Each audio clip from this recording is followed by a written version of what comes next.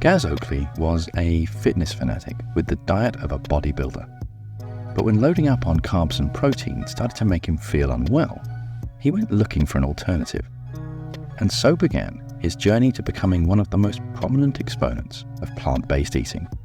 Yeah, I think every garden, every kitchen garden needs to have a facility that you can cook on right away because, you want to harness the freshness of the ingredients. And I think that's actually another way in which my cooking has developed over the years is you want to actually cook in the area and the environment that you've actually harvested the food.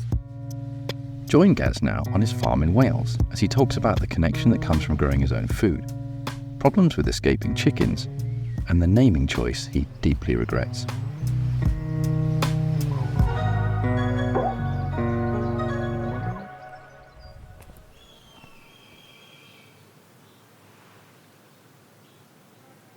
All right, welcome to Wales. I'm Gaz Oakley. Welcome to my little vegetable garden in the beautiful countryside. I'm a chef originally, turned YouTuber and grower of my food, and it's a joy to have you here today. I want to show you around.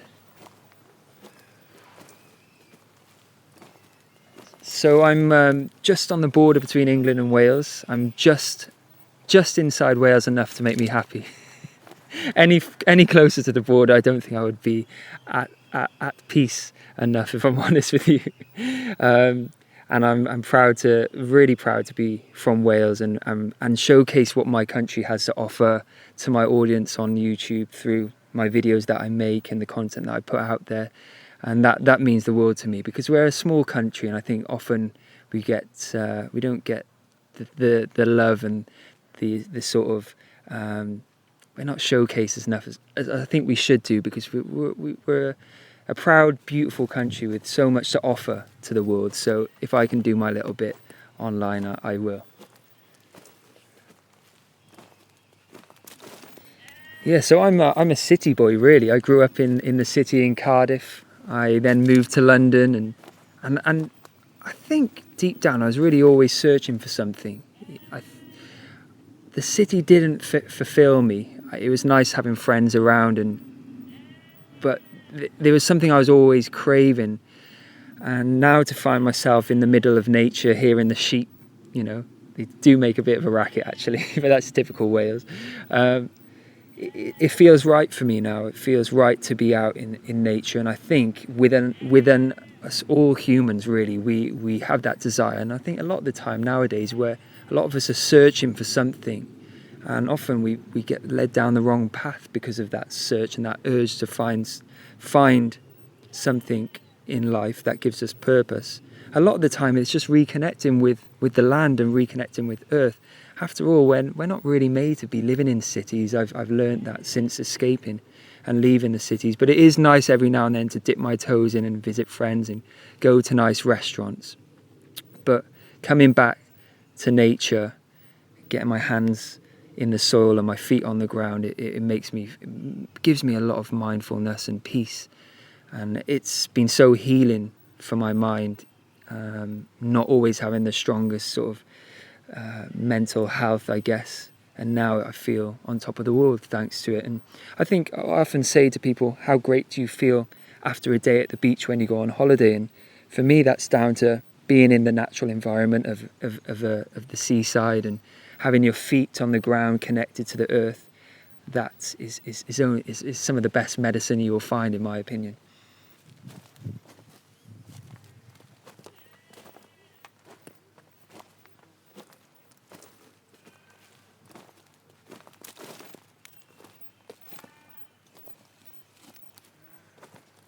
After leaving the professional kitchens, I had a lot more spare time on my hands, going from 80-hour weeks to then just having a normal job whilst I was recovering from that industry. I got back into sort of health and fitness. So I grew up playing all manner of sports. That was my joy as a kid, from doing triathlons at age 11 and 12 and swimming so much and running and rugby and football and boxing. And I'm so grateful to my parents for sort of putting me into all of those sports and after school activities. And my dad actually coached the rugby team from the age of 6. And That was such a blessing, and taught me so many life skills actually. But getting back into sports and exercise after leaving the cooking industry and in the kitchens, I was on this quest for a healthy lifestyle, and I was eating what I thought was a health focused meal plan of sort of very typical bodybuilder's diet. Going to the gym every day, you want to bulk up, you want to eat a lot of protein, carbohydrates, and it was very boring and samey. Same meal pretty much 4 or 5 times a day. It wasn't good, and actually I started having some sort of gut issues, it felt, and I was on a bit of a mission to sort of feel as good as I thought I looked at the time. I was going to the gym and exercising every day, and I wanted to feel good on the inside, and I wasn't at the time. So I started exploring and looking online for an answer, really, as you do. And I started seeing lots of information out there about a plant-based diet. So I thought I'll just give it a go. I thought I'll give my body a little detox that I felt it needed somehow. And I thought I'll give it 2 weeks. And after 2 weeks, I felt amazing. I felt like so much energy. I felt this release. The gut issues seemed to have gone, and I felt lighter on my toes, and I felt energized. So I just continued on with it. And then my friends and family started maybe a little concerned. What are you eating? I can't believe you've gone from this, huge colossal diet, to now just eating plants and weird kind of beans and chickpeas and whatnot and stuff like that. So I thought, right, what I'll do is I'll just share my meals on Instagram, and started taking photos of my food. At first it was just my iPhone photos and uploading them, and then I was like, oh, actually this is giving the bug back for cooking. I started getting really passionate about cooking again, and it was a joy because in that moment between leaving the kitchens and just doing a normal 9-to-5 job, I felt like I lost my purpose and my identity in life. I didn't know where I was going, and then reigniting the passion for cooking through this new lifestyle and and a ton load of new ingredients to play around with was exciting for me. So I started taking it more seriously and started taking proper photos and styling the food photography, and that was really fun for me. And before I knew it, people from all around the world started following this Instagram page that I just set up for my friends and family to view. And that was the start of it. And I was trying to think of a name for this page, because at the time I didn't necessarily want to be the face of it. And I remember one of my first head chefs, as I was plating up in the kitchens, kind of as a joke, he would whisper in my ear as I was plating up this really sophisticated meal. He'd say, "That's avant-garde, chef, that's avant-garde." And I just thought I'll just use that as a name. I regret it now. I hate that name. Whenever anyone mentions that, it makes me cringe a little bit. So now we've dropped that. I just want to put that out there. You can't find avant-garde vegan. You just find my name, Gaz Oakley. But it wasn't the thought of me doing futuristic or cutting edge food. I guess it probably was at the time, and some of the dishes I was doing weren't not that popular. It was exciting, but really it was just because my old head chef would say that in my ear as I was plating up.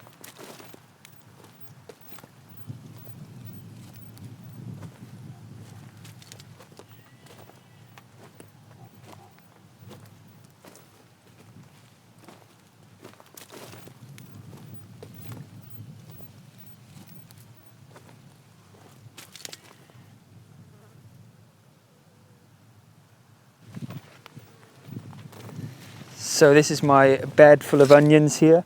I was trying to grow enough onions, like I did garlic last year, so that I don't have to ever go and buy any onions or garlic, because I think it's criminal to do that when they're so easy to grow. So I think I've got about 50 onions in this bed, and I got more up there.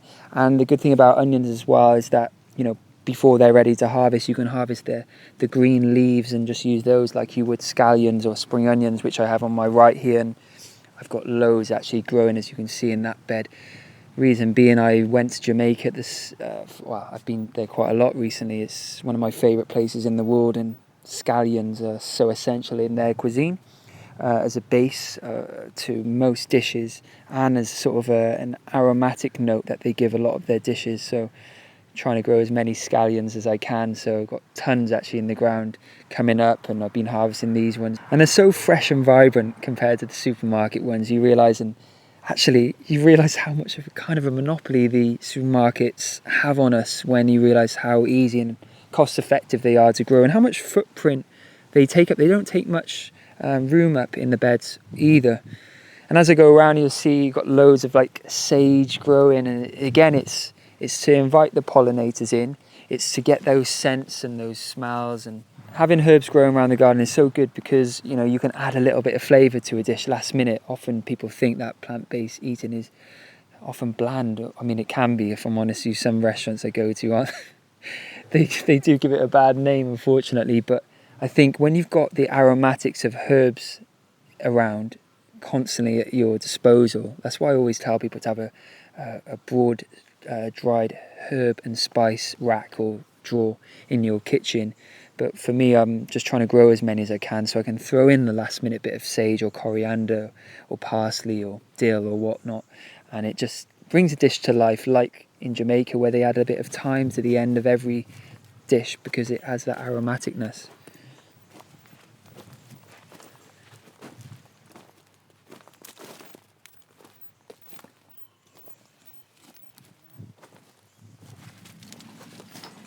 Harvest this cucumber, I think. Look at that. And the little, you just scrape off the prickly bits which you don't see in the supermarkets, but I think that's a sort of a what I would call maybe a deterrent from pests, actually, that's naturally built into organic cucumbers that you don't see at the supermarkets. But it's a little prickly, but so juicy and refreshing. We'll taste that in a bit. It's so amazing picking. This is like the fruits of my labour. Yeah, they're everywhere really.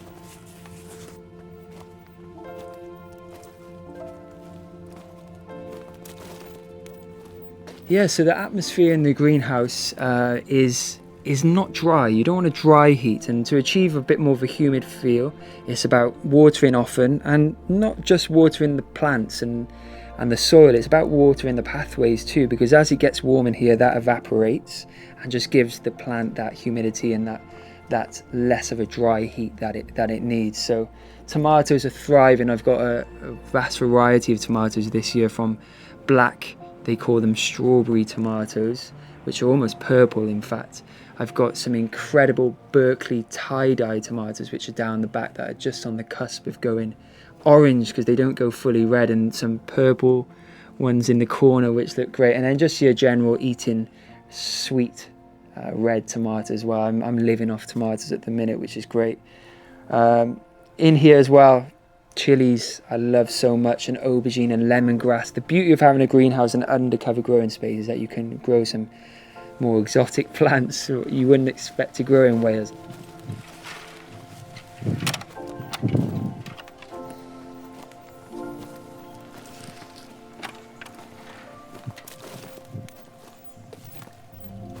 Should we go and meet the chickens?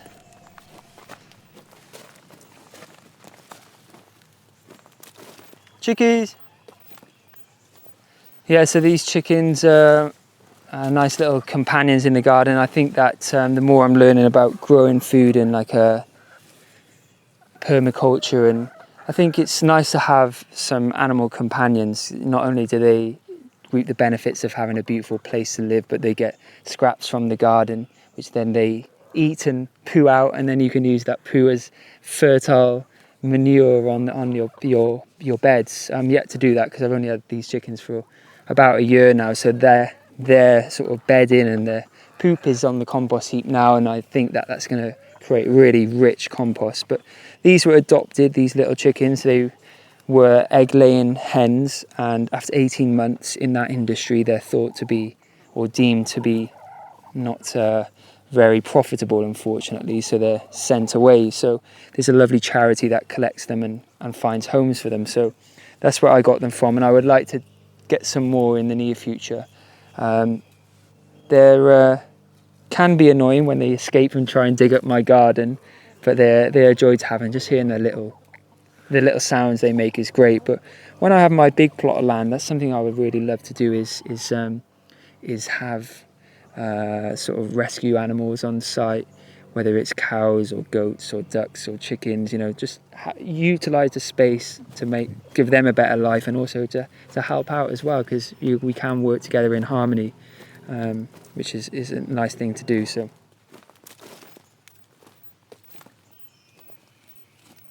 and there's nice views of Wales here from here, nice green rolling hills. I think that's the benefit of being on a hill, is that you get good views.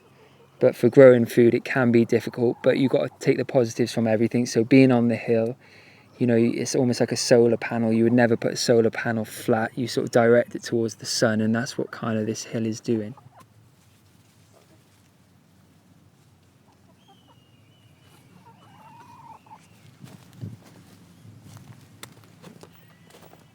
In this little chicken area, I planted some lavender as well, because that calms them just like it calms us humans, apparently. So I put that in there. And we've got bay leaves and a few small fruit trees like apples, and I had some cherries. These are all young trees, so the next owners of this land will benefit from those fruit trees, and I think that's what it usually is the case anyway. So I think that's when I'm looking for my next place to live. I'll be looking, there'll be a benefit for me if they have apple trees or fruit trees in the garden rather than extra bathrooms and bedrooms, if I'm honest, because I know that I can got free food then. All right, let's get these chickens back in. Chickies!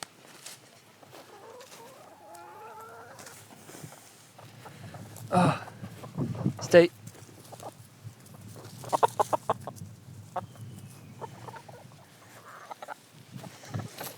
There you go. Oh.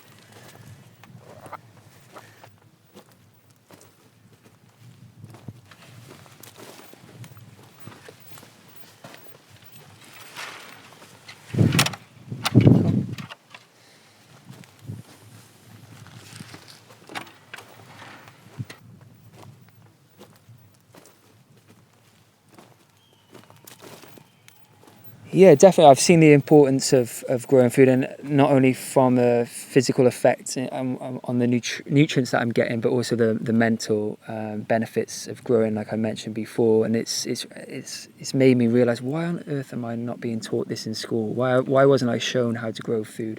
Or why wasn't this knowledge passed down from my parents? Where was it lost? So now it is my mission to encourage as many people as I can through my videos to reap the benefits of growing food, for all of the reasons that I mentioned. Because we are lucky in the UK a lot of time, unless you're living right in the centre of cities, we do have some outdoor spaces that we can grow food, and you don't need a lot of land.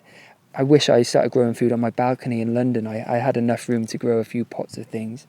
But there's loads of community spaces, allotments. They're not expensive to get hold of. It's just getting them in the first place is hard. But the more people get into growing food, the more of these community projects are going to be about. So it's about encouraging the next generation to do it, and feel the benefits that I've got too from it.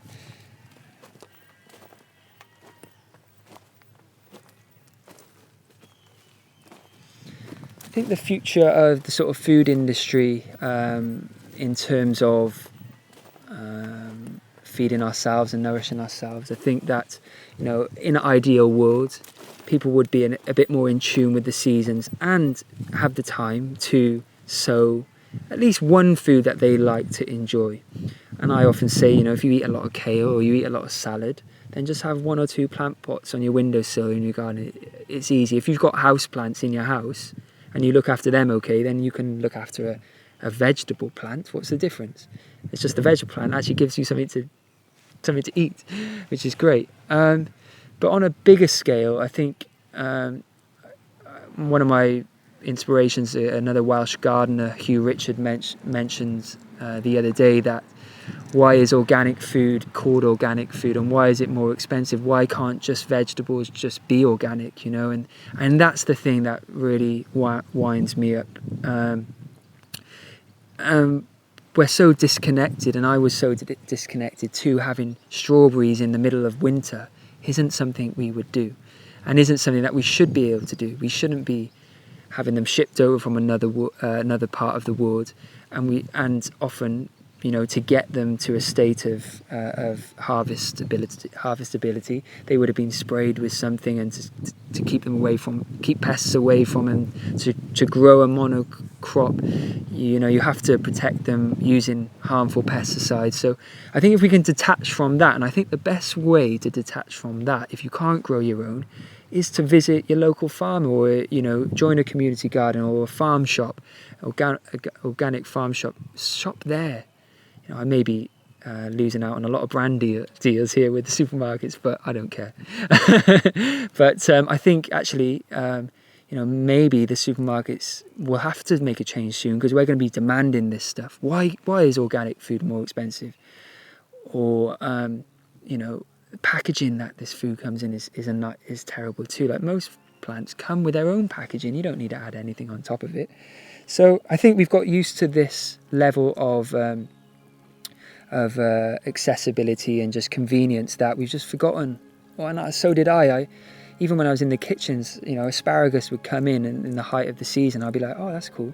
But I wouldn't think about the patience and the time and the effort that's gone into growing it. Now I really value it. So I think if I can encourage people to, even if you haven't grown it, if you're getting some lovely, delicious in-season produce, think about the effort that's gone into growing it, and you're only going to cook better with it. You're only going to want to use every sort of part of that plant and make food with love, and it's going to nourish you more. I think food cooked with love has an impact on your energy. I think if you go into a fast food restaurant, and often the employees there, they don't want to be there, and they're throwing these meals together. It's not cooked with love, and I think that's only going to make you feel a bit crappy, if I'm honest with you. So I think that's why Nan's food always tastes so good, because it's cooked with love and passion. So if you cook with passion and love too, you're bound to make delicious, tastier food.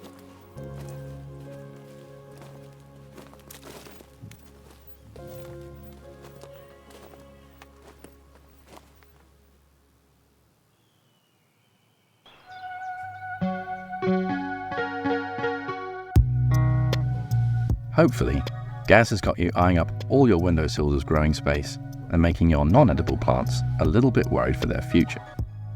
Start small with some simple salad leaves or herbs, and who knows, you could end up being the next great advocate for plant-based living. Sorry, I couldn't resist that one. Next time, you'll be walking in the company of a woman who's trekked the mountains of Scotland, India and Iran on a mission to highlight the forgotten female adventurers who went before her. We'll join Gaz Oakley on a training hike in the Cairngorms as she prepares to climb Mont Blanc on the trail and in the 19th century clothing of Henriette d'Angeville, the first woman to scale the mountain unaided.